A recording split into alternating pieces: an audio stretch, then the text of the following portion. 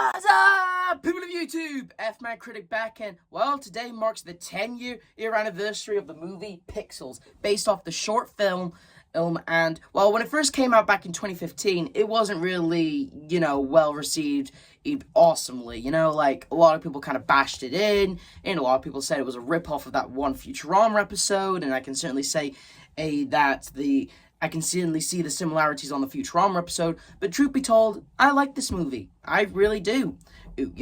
I liked the casting, I liked the effects, and although nowadays I do see some of the problems that other people have pointed out, I can't bring myself to hate this movie. I enjoyed this movie, and I still enjoy it to this day. And for someone who also is a fan of games, this was a real treat for me, back in 2015 and back in 2025, I still consider it a massive treat to watch, Sure, it does have its dumb moments, but you know what? I'm one of those people who does switch off his brain and just watches something dumb for the fun of it, Anyway, so what's this movie about? Well, it takes place in the summer of 1982, where we see a child taking a little girl's lemonade stand money to play video games.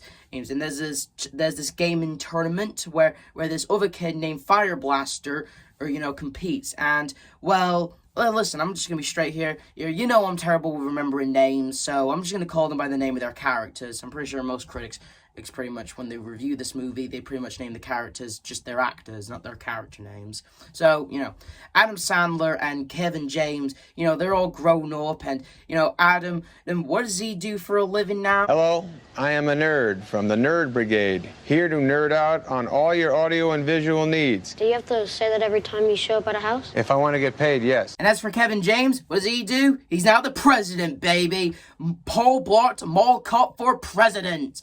And honestly, I prefer him president over Trump. Yeah, I said it. Anyway, so Adam's character, he's a TV repairman, works for Nerd. Kevin James is president, and so but they're still gamers at heart. One day, he goes to repair a TV at this kid's house, where apparently his mom and dad are going through a divorce because the dad cheated on his mom. And the mom, she's all depressed and drinking champagne out of a sippy cup. And, like Adam, he just steps in and acts all like her therapist at first, and then he tries to go in for the kiss. Now, let's be honest here, she's pretty much the Adam Sandler bitch. What do I mean? Well, let's just let Nostalgia Critic do this one. Okay, who's the fucking idiot who keeps falling for this? The couple that act like they're not gonna get together, but everybody else in the world knows they're gonna get together? Who's the one fucking idiot who keeps falling for this and encourages this cliche?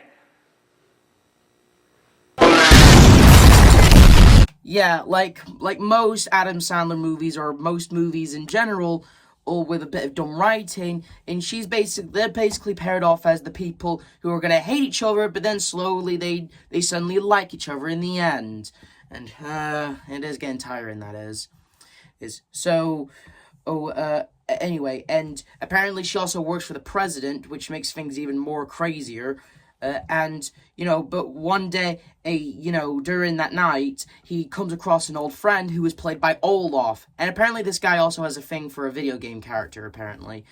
And so apparently that time capsule that had the video game footage, it apparently got reached to aliens, and apparently those aliens think it's a threat on Earth, and, they're going to declare war. They already started declaring in their game. So basically, and they won the first round. 2 more and it's game over.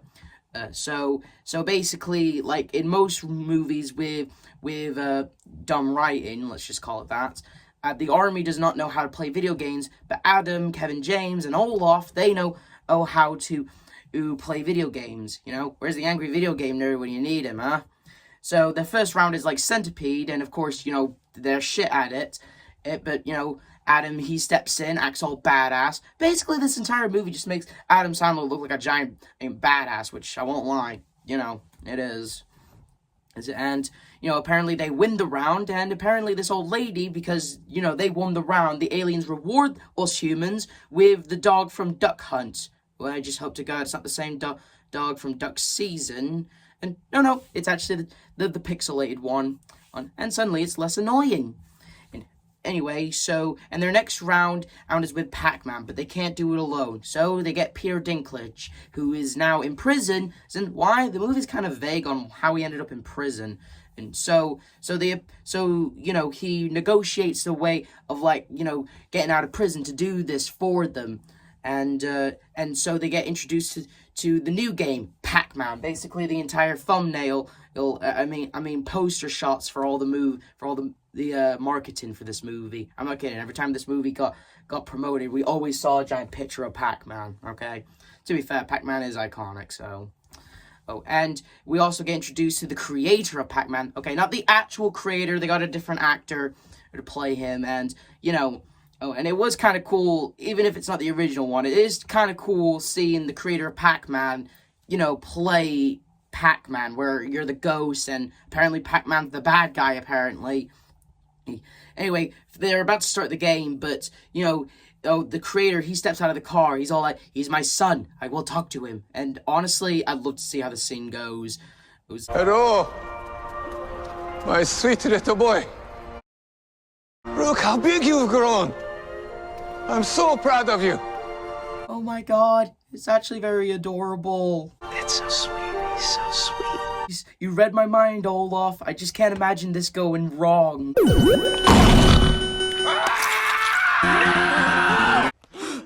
Gasp. Somebody kill that stupid thing! Yeah, unfortunately, that was in all the in the trailers. Yeah, as Adam put it, That was some twisted Pinocchio Geppetto stuff right there. they all played the game, and it's kind of a fun chase scene. We get a few jokes, few shenanigans, and honestly, it was a fun game to play. Anyway, Adam takes out Pac-Man, and then they have a big celebrational party. But apparently, the party gets crashed when the aliens show up on the TV, saying they broke the rules and now it's all war. But why did they break the rules? Apparently, Peter Dinklage, when he was playing the Pac-Man game, apparently he entered a secret code that was in his sunglasses, and that's apparently how he did the Pac-Man game, breaking the rules. And it wasn't just the Pac-Man game he did, it was also when he played Donkey Kong back in 82. So basically means Adam technically won the game. So basically this entire invasion is happening because some dickhead cheated on the games.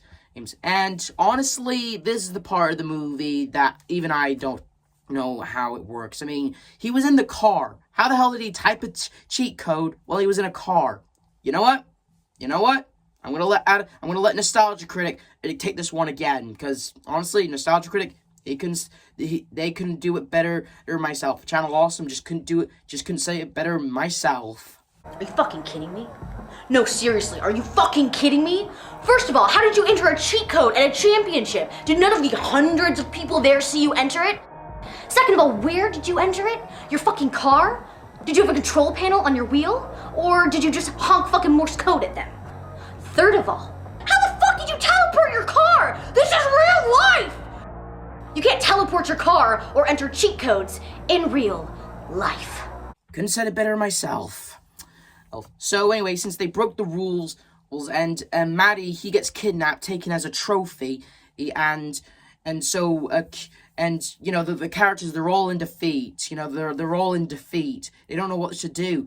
I mean, Qbert, he told them that they were once a happy planet, but they think the video game footage was just an act of war. But really, it wasn't an act of war. They just saw footage of old games, but they don't know it's their games.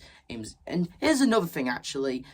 I forgot to mention, since they won the Pac-Man game, which technically now that Qbert should have been taken back since they cheated, they got Qbert, who's basically also in the promotional purposes for the movie, because, we gotta have that cute little sidekick in there, and honestly, Qbert does have his fun moments, I won't lie.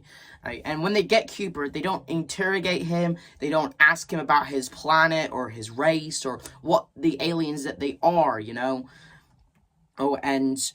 this is basically the only form of backstory we get from Qbert about their race, and how, seeing the video game footage, they thought it was an act of war. And apparently since these aliens never heard of video games before, now it's too late, and the mothership will create an army of video game warriors to destroy our planet.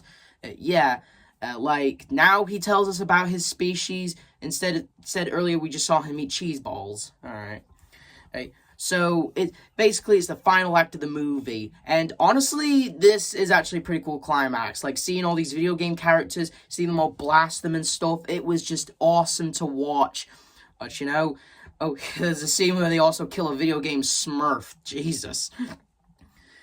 Anyway, and it's not just action packed, but it's also funny and crazy. Because apparently, you remember when I told you that Olaf, he basically, you know, he had a thing for a video game character? Well, his wish is granted. And, like, this part does, like, make me question it, but at the same time, I can't help but laugh at this part, okay? Like, earlier in the movie, the creator of Pac-Man tried to, you know, appeal to Pac-Man, saying, "You're my son, let me help you," but he got his hand bitten off, and yet this dude, you know, he meets the love of his life, you know, a video game character he's crushed on since the 80s, and, like, he pours his heart out to her, saying how much he's dreamed of this moment, seeing how much he wanted to be with her, and this life form she just met, she just changed on a dime, and she's all like, "Yeah, I'm on your side, I want to be with you too." Like, what the hell? It's funny, but at the same time, it's stupid, but at the same time, it makes me laugh, okay? Anyway, so the final game, Donkey Kong, and well, we get this kick-ass fight scene where all the previous human characters that got kidnapped are now together, and, well, with the song of "We Will Rock You" is playing, and he throws the hammer right at Donkey Kong. Pretty sure that's against the rules, or whatever. But whatever, it does the trick. All the video game characters are fleeing back to the mothership, including Olaf's lover, or in this case, fiancé. And, you know, it's tragic. You know, the woman he's loved since the 80s, and he finally had her, is gone. But it's not too late. Cubert, like, since he's all angry, because why does Cubert get to stay? Cubert, he does this weirdest thing, like, straight up. I think he, like, reprograms himself or something. He starts, like, glitching and twitching, and then he turns into the woman. Like, what happened? Did he trade places with her? Did he reprogram himself or something? Like, what happened there? So much so that even the movie calls it out for it. But no one else is weirded out by this? That was just Cubert. That's what I'm saying! Yeah, could have said it better myself, Adam. But wait, there's more. Because at the end of the credits, at the end of the movie, there's a credit scene where apparently Olaf and Cubert 2.0 or something freaking, like, gets married and... Hey kids, Daddy's home.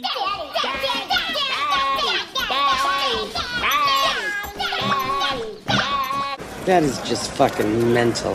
Fucking hell. Oh my god. I was laughing hard in confusion, but at the same time still laughing at that. Like, seriously. So it was like Cubert reincarnated or something? Like, when he trade place, like, did he... No, I'm guessing he didn't trade places, because why the hell did there are Cubert babies? And, like, it's just... Like, I was, like, confused, but at the same time laughing my ass off when I first saw that. Like, straight up. And that was Pixels, and it's stupid. It's, like, there are times where the movie, like, doesn't know when to explore its world, or tell us about its world, or they try to, like, there are times it does get strange. Like, why the hell doesn't the military just hire, like, professional gamers to beat these guys? You know, even I'm questioning that. Like, why don't, like, instead of, like, hiring people who've trained years to, like, use guns and fight in the army, but instead just, you know, hire a bunch of video game nerds or whatever instead of these guys, you know? Like, are they the only video game nerds in the world or something? Whatever. But outside of the problems, like, again, the freaking Cubert babies, like, what was up with that? I still enjoy this movie. It's funny, it's awesome, the action is awesome, the effects on the video game characters is just awesome. This movie, like, it's stupid, it does get stupid at times, but it was purely awesome. Like, it's one of those movies where you just switch your brain off and just watch something dumb but funny, you know?